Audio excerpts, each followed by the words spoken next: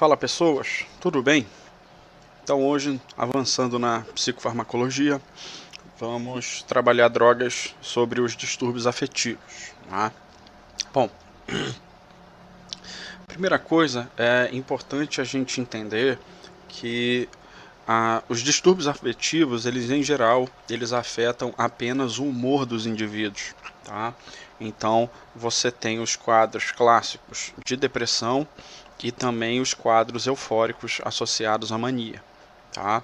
Raramente você tem efeito sobre o pensamento. Tá? Abrindo um parênteses, quando você tem alterações de humor e também alterações de pensamento, isso está mais relacionado a eventos psicóticos como a esquizofrenia que a gente já viu. Tá? Outra coisa, é importante a gente entender que o quadro de alteração de humor nos distúrbios afetivos, eles podem sofrer variações, tá? Que não são apenas o clássico relacionado à depressão, só os eventos depressores inibitórios. Tá? Existem também possibilidades de eventos mais excitatórios relacionados à mania, tá? Embora esses sejam menos frequentes. A depressão ela pode ser discreta, grave ou psicótica, tá? Que é aquela em que os casos eles são mais severos, que em algumas ocasiões podem ser confundidos com eventos esquizofrênicos. Bom, em geral, você vai ter alterações funcionais na região do lobo frontal, no giro cingulado e no lobo temporal, certo? Principalmente. Tá? Bom, você vai ter sintomas emocionais relacionados a respostas depressoras, então aflição, apatia, pensamentos pessimistas, baixa estima, sensação de culpa, dificuldade de tomar decisões. Tá? E os efeitos biológicos relacionados vão desde retardo de ação e pensamento, então demora. Isso está relacionado, vai impactar na demora na tomada de decisões, por exemplo. Perda de sono, perda de apetite, perda de libido, perda de vontade de uma maneira geral, o que reforça a ideia da apatia, do pessimismo e da baixa estima. Bom, a primeira proposta, tá, que é o que a gente entende como teoria depressiva das monoaminas, ela foi proposta por Schildkraut em 65, tá, a partir da evidência de, de uma redução, tá, na presença de receptores de monoaminas na análise do encéfalo pós-mortem de alguns pacientes. Tá. Hoje, essa evidência ela não se sustenta. Tá. Então ela é pouco aceita para justificar a teoria das monoaminas. Tá? O que a gente tem hoje é uma ideia, de novo, baseada principalmente na farmacologia e não na neuroquímica do negócio. Mais ou menos como quando eu falei sobre os antipsicóticos. Tá? As evidências elas são muito mais farmacológicas do que neuroquímicas em si. Tá? Então, a ideia central, tá, é que existe alguma deficiência na transmissão de noradrenalina e de serotonina. Tá? Por que a ideia é essa? Bom, basicamente porque os medicamentos que facilitam a ação, a neurotransmissão de noradrenalina e serotonina, tá, os antidepressivos tricíclicos e os inibidores da monaminoxidase, eles mostram melhora no quadro depressivo dos pacientes, certo? Então você tem uma base funcional que indica que esses medicamentos são efetivos no tratamento. Bom, então a ideia de depressão é a seguinte, tá? Então olha, o sujeito classificado como normal. Então ele tem um monte de vesículas com seus neurotransmissores, faz a sinapse, tem os sistemas de recaptação aqui bonitinho. Tá? No indivíduo depressor, você observa uma menor oferta de vesículas com neurotransmissores. Mas se você tem a quantidade equivalente de sistemas de recaptação, a tendência é que esses neurotransmissores eles fiquem menos tempo disponíveis na fenda, tá? E consequentemente o efeito fica reduzido. Dessa forma, uma das formas de tratamento mais eficaz para a depressão é o uso de fármacos que são bloqueadores do sistema de recaptação. Então, se você reduz a capacidade de recaptação, mesmo com uma pequena quantidade de neurotransmissores disponíveis, esses neurotransmissores eles ficam mais tempo disponíveis na fenda e você tem um alívio dos sintomas depressores no paciente. Bom, a ideia do déficit, tá, das monoaminas, tá, ela está relacionada a respostas estressoras. Tá? Então, o paciente, em situações de estresse, ele tende a liberar mais glutamato, certo? Esse glutamato em receptores NMDA, como a gente viu, aumentam respostas excitotóxicas, tá? E em condições estressoras, tá, a atividade hipotalâmica eleva, então eu vou aumentar a resposta no eixo hipotálamo, hipófise, suprarrenal. Tá? Isso vai levar ao aumento da produção de fator ou hormônio regulador de corticotropina, que na hipófise vai induzir a liberação de maior quantidade de hormônio adrenocorticotrópico, que ao alcançar a suprarrenal aumenta a liberação de cortisol. Tá?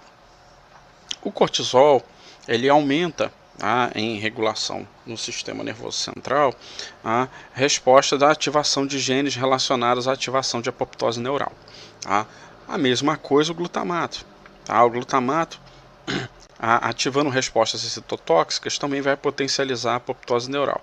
Lembra, na hora que eu falei para vocês na aula sobre distúrbios, doenças neurodegenerativas, eu falei que a apoptose, em determinadas ocasiões, poderia ser patológica. Aqui é um exemplo.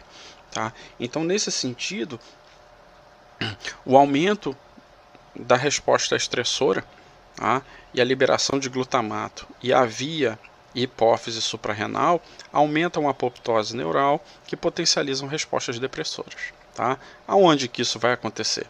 Principalmente no hipocampo e no córtex pré-frontal. Tá? Então compromete atividades relacionadas à memória e principalmente no córtex pré-frontal a questão que envolve o ajuste social, certo? A socialização e o comportamento de uma maneira geral. Bom, então esses efeitos aqui eles tendem a ser potencializados em sujeitos que apresentam menor atividade de neurotransmissores monoaminas. Tá? Por quê? Porque na hora em que você potencializa a oferta, principalmente de noradrenalina e de serotonina, esses dois neurotransmissores, eles associados ao BDNF, potencializam respostas pró-neurogênese e inibitórias relacionadas à apoptose neural prejudicial. Ou seja, o aumento desses sinalizadores aumenta a resposta de proteção e o alívio dos sintomas depressivos. Tá? Bom, então, os agentes antidepressivos eles são classificados em 4 grandes categorias. Tá? Você vai ter os TCAs, que são os antidepressivos tricíclicos, tá? Que são inibidores não seletivos de recaptação. Tá? Então, o que a gente vai ver são aqueles que estão relacionados à recaptação tanto de noradrenalina quanto de serotonina. Depois, os inibidores seletivos de captação de noradrenalina. Depois, os inibidores da monoaminoxidase. E por último, os antidepressivos atípicos, tá? Que são aqueles que apresentam grupos particulares de estruturas químicas que não permitem eles se encaixar nas outras formas. Bom, aqui o que é importante? Qual é a lógica do processo no tratamento antidepressivo? Tá? Seja com TCAs, inibidores da MAO ou inibidores de recaptação de serotonina. Tá? não importa a droga que seja, tá? O efeito terapêutico ele vai levar de 2 a 4 semanas para começar a se manifestar, tá? Ou seja, não é um analgésico, não é uma droga de efeito rápido. Você precisa bioacumular no organismo para que a farmacodinâmica permita com que haja resposta, tá? Então, o sujeito que ele tem um quadro depressivo, que ele tem o diagnóstico e o início de tratamento, ele precisa ser estimulado, apoiado, principalmente pelos entes, pela família, porque senão ele não percebe efeito em poucos dias e ele abandona, né? O tratamento não tem aderência. Então, é preciso, tá, o apoio, o suporte familiar para que o sujeito ele continue o tratamento, porque em geral a partir do 21º, 24º dia é que os sintomas eles vão começando a ser manifestados e você tem um alívio da resposta depressora, tá? O tratamento específico que vai ser utilizado vai depender de paciente para paciente, conforme indicação do psiquiatra, né? Então, dependendo do tipo de medicação ou do tipo de doenças prévias que o paciente apresenta, vai haver uma indicação, certo? Basicamente o que você tem aqui, obviamente a gente tem psiquiatras que têm tendências por certos tipos de tratamento, mas você pode ter variação de tratamento até que se alcance a droga ideal para o tratamento daquele determinado paciente, tá? Bom, os antidepressivos tricíclicos eles são de longe os mais utilizados, tá? O fato de serem os mais utilizados não quer dizer que necessariamente sejam os melhores, tá bom? Isso vai depender para cada paciente. Em geral, eles vão atuar como bloqueadores, tá, dos receptores no sistema de recaptação noradrenérgico e serotoninérgico, tá? São drogas que apresentam a ação mais prolongada e tem uma bela vantagem, porque depois do metabolismo de primeira passagem, né, aquela pré-oxidação que ocorre nas drogas, principalmente no fígado e no plasma, ele ainda continua metabolicamente ativo. Então isso faz com que a droga ela tenha um efeito mais prolongado do que a maioria, tá? Bom, então são antidepressivos tricíclicos, porque em geral a estrutura apresentada tem 3 cadeias fechadas. E o efeito geral, como você vê aqui, ó, a barrinha amarela, é de bloquear o sistema de recaptação. Ó, aqui eu tenho uma droga que bloqueia a recaptação de serotonina e de noradrenalina. Então, uma outra forma de você classificar especificamente esse tricíclico é um inibidor não seletivo na recaptação de noradrenalina e serotonina. Então, os dois neurotransmissores eles vão ficar mais tempo disponíveis na fenda e, obviamente, o efeito biológico esperado vai ser mais prolongado.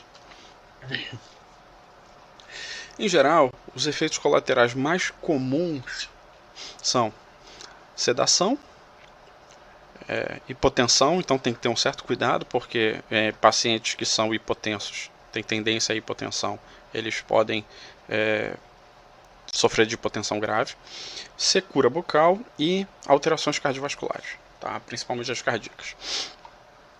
A superdosagem provoca mania e convulsão, tá? E o uso de TCAs potencializa a ação de drogas como álcool e o uso de anestésicos. Então preciso ter muito cuidado. É o tipo de droga que não deve ser administrada em conjunto com o consumo de álcool. Bom, então como a gente vê aqui, ó, esse gráfico aqui, essa tabela, essa imagem, melhor dizendo, ela mostra a relação de inibição de captação de noradrenalina e serotonina, tá? Então, olha só, a amitriptilina e a imipramina, que são TCAs clássicos, tá? Eles são não seletivos, certo? Então, o que você tem? Eles fazem recaptação tanto de noradrenalina quanto de serotonina. Fazem não, eles inibem a recaptação, tá? Drogas seletivas para noradrenalina ou seletivas para a serotonina, elas estão em outras categorias, tá? Como a gente vai ver daqui a pouco no caso dos inibidores seletivos para a serotonina, que apresentam bastante sucesso no tratamento antidepressivo. Tá? Em geral, a meia-vida ela vai variar de 20 a 80 horas, tá? Principalmente por aquela característica do que o metabolismo de primeira passagem ele gera produtos que são ativos ainda, então que podem gerar efeitos antidepressivos. Então isso faz com que a meia-vida seja muito prolongada. Tá? Em pessoas idosas, o metabolismo, obviamente, de tudo é mais lento, então inclusive aqui, e os efeitos colaterais tendem a ser prolongados. Tá? Então a história da sedação, a hipotensão. Tá? Aqui a gente tem a imagem, tá, de um gráfico que mostra a escala de melhora do paciente, tá, de acordo com a concentração de nortriptilina. Então o que você percebe? Que essa concentração aqui de 100 e essa concentração aqui de 600, eles indicam uma escala de melhora, o paciente está indicando melhora dos sintomas. Né? É muito baixo. Tá? Aonde que é o melhor? Está aqui, ó, lá em cima. Ó. Entre 200 e 400, você está num pico, certo? Então a janela terapêutica para o paciente que indica as melhores sensações com relação ao alívio dos sintomas depressores estão entre 200 e 400. E aí o psiquiatra ele vai trabalhar com o paciente dele dentro dessa janela terapêutica. Bom, os inibidores seletivos de recaptação de serotonina, tá, são drogas que são mais indicadas para o tratamento da depressão. Tá? Eles apresentam efeitos semelhantes aos TCAs, só que em geral eles são mais caros, certo? Aí você fala, então é por isso que indicam os TCAs, não sei o que. Sim, é farmacoeconomia, né? Se a pessoa que está fazendo uso de medicamento de antidepressivo tricíclico, tá? E o tratamento está sendo eficaz, então mantenha o tratamento sendo eficaz com aquela droga, certo? Isso, se os efeitos colaterais são reduzidos, então mantém aquela droga, tá? Bom, como o próprio nome diz, são drogas que inibem a recaptação de serotonina, tá? Então são inibidores seletivos, não atuam sobre outro alvo, certo? Vão atuar só na recaptação da serotonina e permite com que esse neurotransmissor fique mais tempo na fenda e, consequentemente, tá, os efeitos benéficos são prolongados. Bom, uma das vantagens é que em superdosagem, tá, ela é pouco frequente. Tá? Um dos maiores benefícios desse tipo de droga foi através da popularização do Prozac, certo? Então havia propagandas e tudo mais na época indicando que donas de casa seriam mais felizes e ficariam mais satisfeitas através do uso dessa droga. Tá? Então elas seriam mais felizes nos seus afazeres de casa, cuidando da família, enquanto o macho alfa estava trabalhando para o sustento da família. Elas iam parar de reclamar da vida e ser tristes. Isso não é piada, é sério. Bom, efeitos colaterais, disfunção sexual, principalmente com redução da libido, tá? Insônia e náuseas com provocação de êmese em alguns casos, né, de vômito. Aí você tem que ter um certo cuidado. Quando associado ao IMAL, ao inibidor da monoaminoxidase, né, quando conjugado, tá, você tem lembra, se eu bloqueio a ação da IMAL, eu não degrado as monoaminas. Tá? E se eu não degrado eles e não recapto, então eu fico com uma quantidade monstruosa de serotonina, por exemplo, disponível. Então isso pode provocar colapso cardiovascular e hipertermia. Os inibidores da MAO, tá, são drogas que possuem eficácia duvidosa e muitas interações desfavoráveis. Porque lembra, A MAO, ela é a enzima que vai fazer a degradação das monoaminas. Então ela não é seletiva só para serotonina. Ela vai atuar também em outros neurotransmissores, certo? E aí, nesse sentido, pode impactar a inibição da degradação de dopamina, de serotonina, de noradrenalina, tá? E isso gera efeitos potencializados, certo? O risco de efeitos colaterais elevados. Tá? Então, como você vê, o inibidor da MAO, a barrinha amarela aqui, ó, ela vai atuar tanto na MAO plasmática, certo? Quanto na intracelular. Tá? E aí, consequentemente, você não degrada os neurotransmissores, eles ficam mais tempo disponíveis na fenda.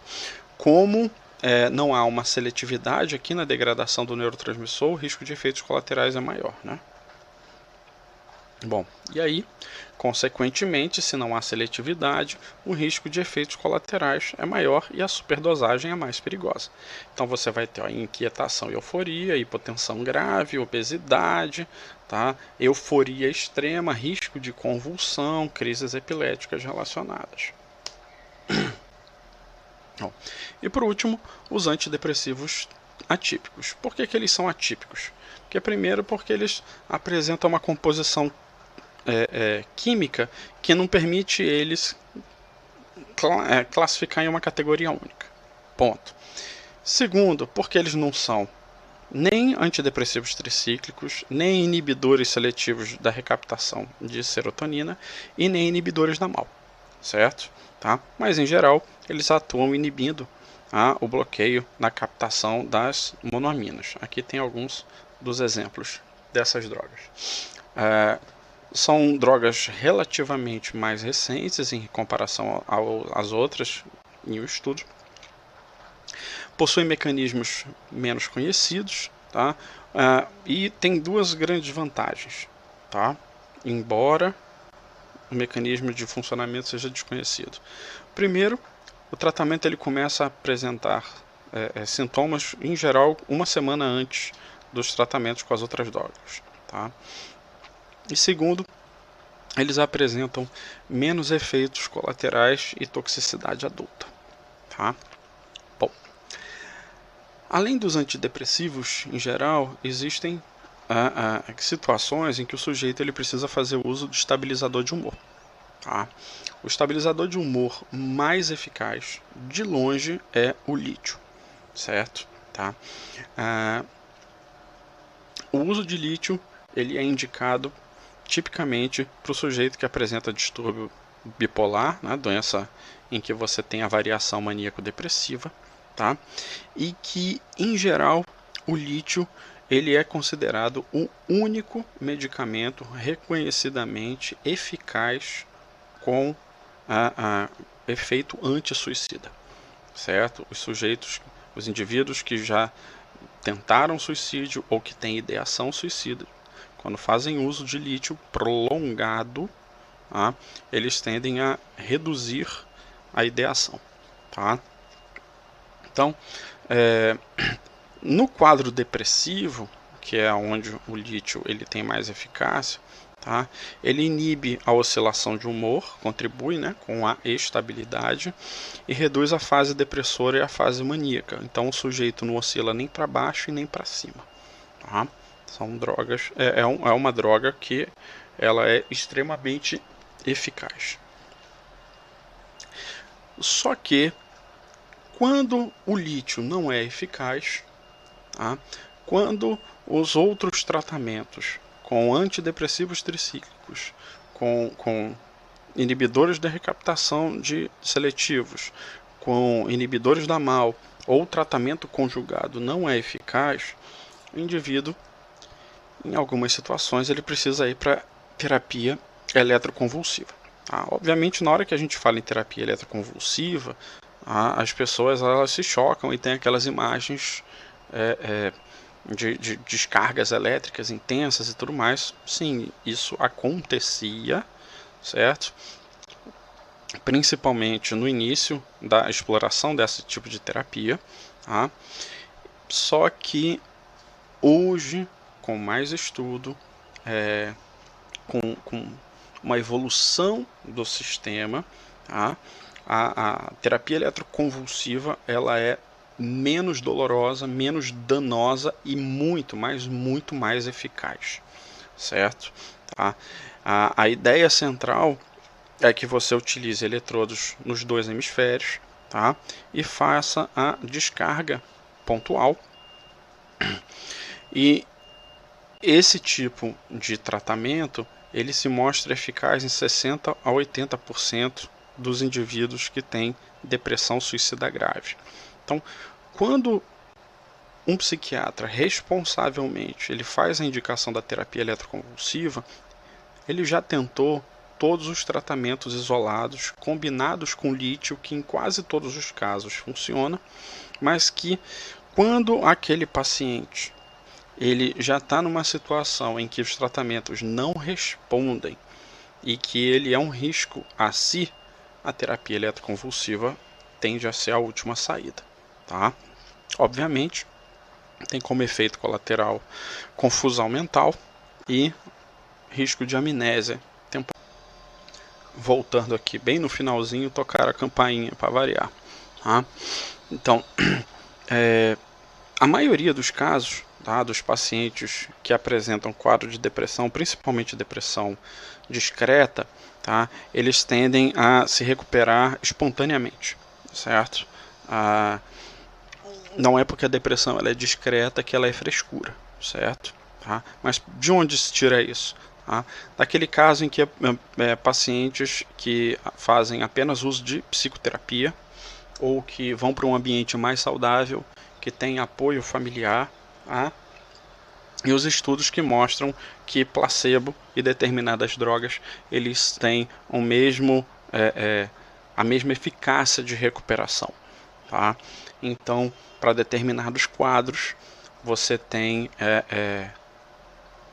uma recuperação saudável. Tá? Só que de 30 a 40% dos pacientes você não consegue fazer, você não consegue recuperar nem com tratamento, seja tratamento com a droga isolada, com a droga com lítio ou só com lítio. Tá? Então, nesse caso, a terapia eletroconvulsiva ela se mostra mais eficaz, certo? Tá? Obviamente, a terapia eletroconvulsiva ela vai ser o último passo, tá? Para o tratamento de um paciente com um risco suicida grave. Tá? Então, em geral, no caso do indivíduo que apresenta, por exemplo, um tratamento mais sério, que apresenta um padrão de depressão mais severa, que é a depressão bipolar, aquela que o indivíduo ele vai no quadro depressivo e no quadro maníaco, tá? Então você tem variações de tratamento. Então vamos lá, vamos supor, você faz uso de lítio, certo, no paciente. Fez uso de lítio? Fez. O paciente respondeu? Respondeu. Então você mantém o tratamento com lítio, tá? Se o paciente ele apresenta inquietude, tá, ou quadros psicóticos, então você faz o uso de lítio e benzodiazepínico ou antipsicótico, tá? Principalmente, né, no paciente que apresenta aqueles quadros da fase de mania. Tá? Vamos lá. Se o paciente ele não respondeu ao tratamento com lítio, você vai aumentar a quantidade de lítio, certo? Se ele continua não respondendo, aí você vai fazer o tratamento com antidepressivo, inibidor de recaptação, TCA, o que for, certo? Se ele respondeu, beleza, acertamos o esquema, vamos manter, tá? Se ele não respondeu, aí você vai combinar lítio, o antidepressivo e mais um antipsicótico. Se acertou o sistema, mantém. Se não respondeu, terapia eletroconvulsiva, tá? Obviamente, isso aqui não é para qualquer quadro depressivo, é para o caso depressivo bipolar, certo? No quadro grave do distúrbio afetivo, não é para o tratamento discreto. Tanto que, em geral, no indivíduo que apresenta depressão discreta ou na depressão moderada, não faz o uso de lítio, ele vai direto para um antidepressivo, certo? Bom, então essa é a nossa discussão sobre distúrbios afetivos. Até a próxima aula. Um grande abraço.